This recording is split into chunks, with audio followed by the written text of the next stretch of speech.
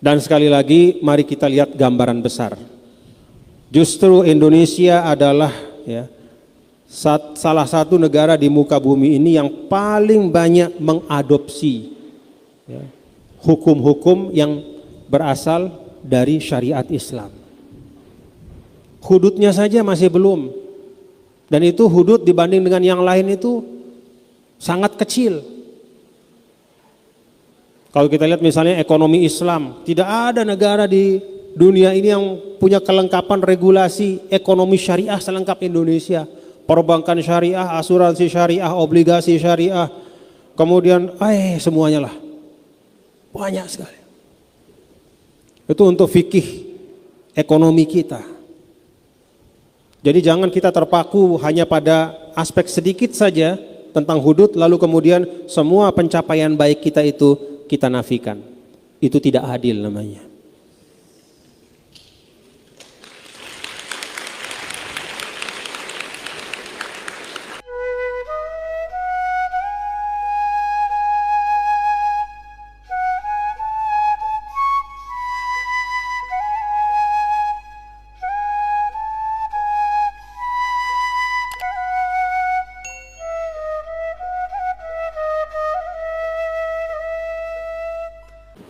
Assalamualaikum warahmatullahi wabarakatuh.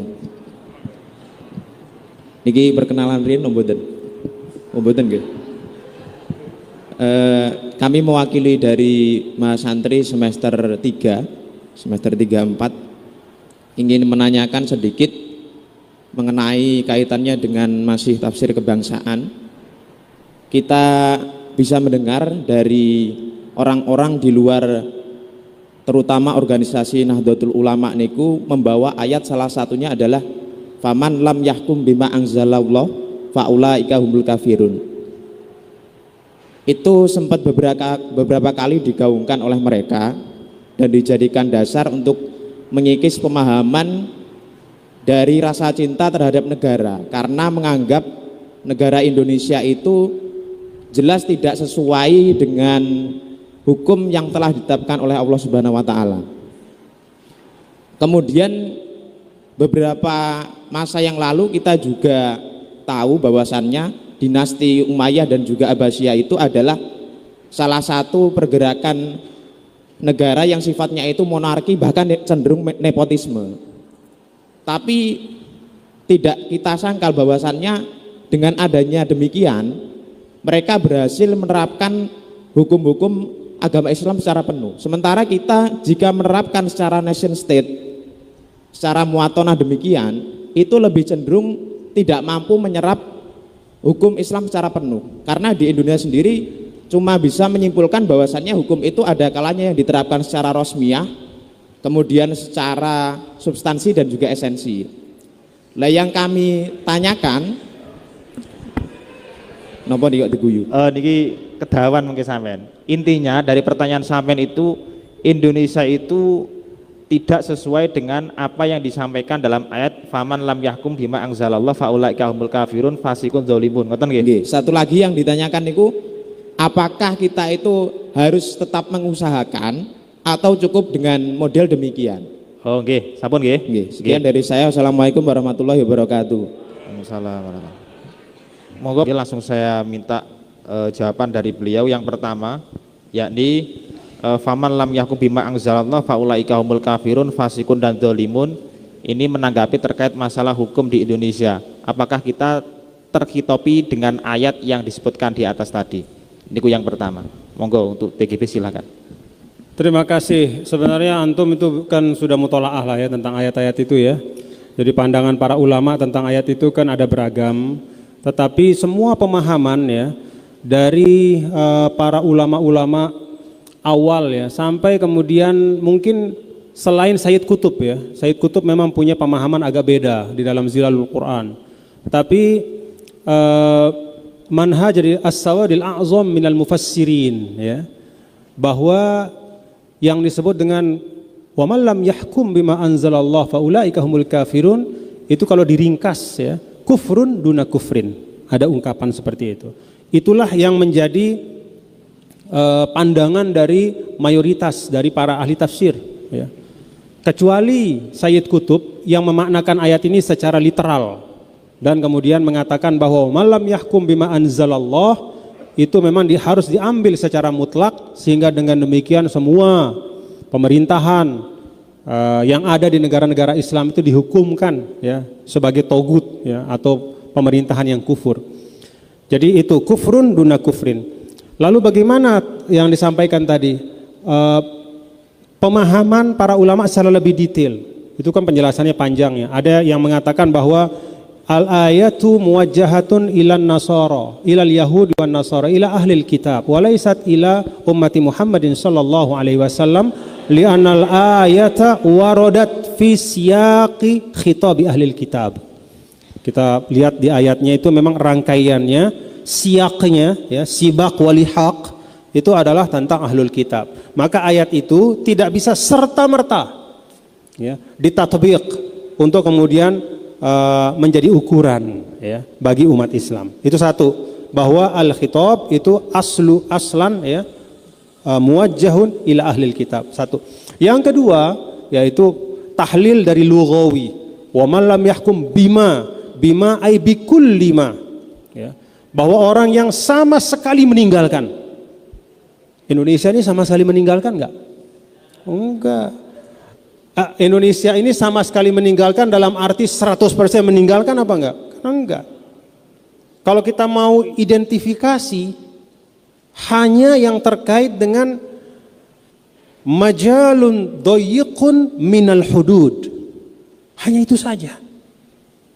Coba antum baca misalnya al-ahwal syakhsiyah, al-munakahat, ahkamul usrah.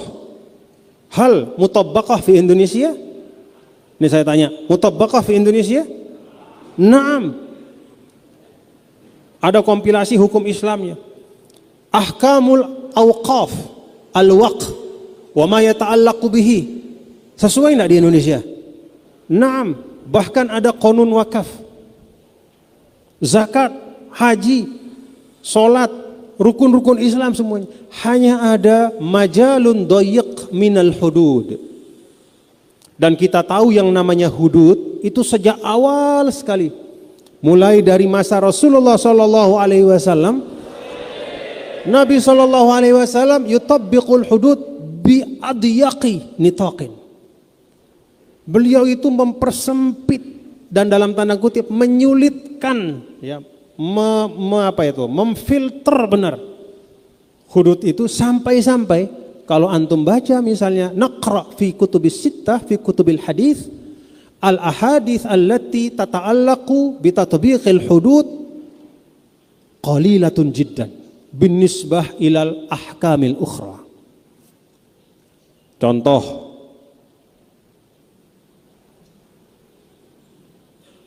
tentang zina misalnya. Berapa banyak yang ada dalam kitab hadis?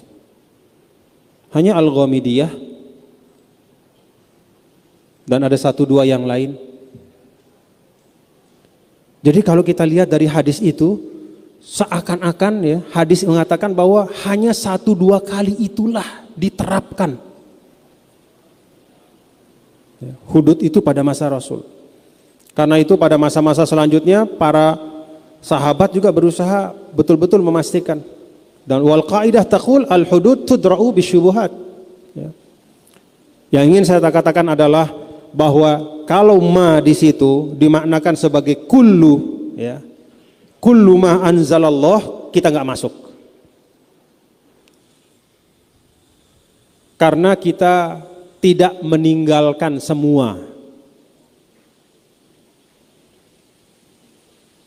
Ada juga penafsiran yang lain mengatakan bahwa kufur di situ berlaku kalau meninggalkannya itu karena meyakini bahwa hukum yang ditetapkan oleh Allah Subhanahu wa taala itu sudah tidak valid.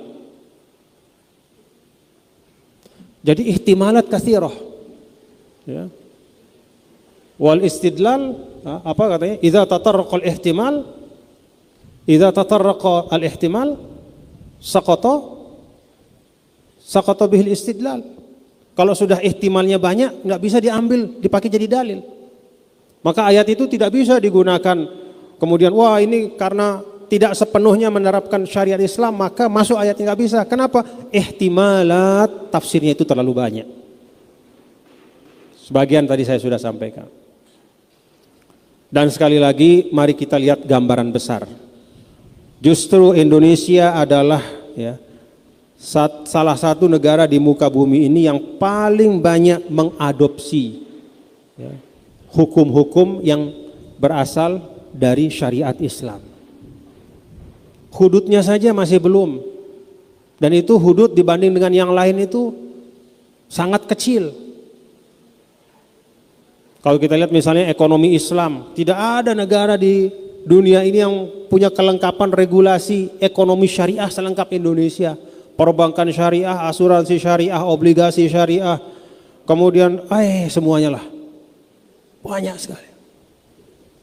Itu untuk fikih ekonomi kita. Jadi jangan kita terpaku hanya pada aspek sedikit saja tentang hudud, lalu kemudian semua pencapaian baik kita itu kita nafikan. Itu tidak adil namanya.